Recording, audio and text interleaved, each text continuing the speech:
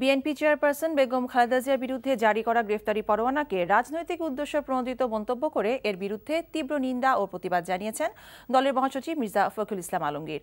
সকালে বিএনপির নয়াপল্টন কার্যালয়ে দলের মহাসচিব হিসেবে করা প্রথম সংবাদ সম্মেলনের আগে দলের নেতাকর্মীরা তাঁকে ফুল দিয়ে শুভেচ্ছা জানান। পরে তিনি বলেন, গণতন্ত্র পুনরুদ্ধারে বেগম জিয়া সংগ্রাম করে চলেছেন। তত্ত্বাবধায়ক সরকারের বিরুদ্ধেও তিনি নতি স্বীকার করেননি। সরকার জনবিচ্ছিন্ন হয়ে তার বিরুদ্ধে অসৎ উদ্দেশ্য নিয়ে মামলা করছে বলে দাবি করেন মির্জা ফখরুল।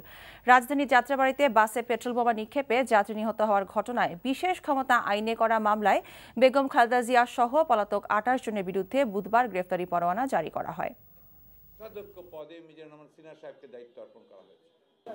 দেশনেত্রী বেগম খালেদা জিয়াকে এই ধরনের একটি মিথ্যা মামলায় জড়ানোর উদ্দেশ্যটাই হচ্ছে সম্পূর্ণভাবে রাজনৈতিকভাবে তাকে হেয় প্রতিপন্ন করা এবং হয়রানি করা। এই গ্রেফতারি পরোয়ানার সম্পূর্ণভাবে রাজনৈতিক উদ্দেশ্য প্রণোদিত এবং হীন উদ্দেশ্যে এটা করা হয়েছে।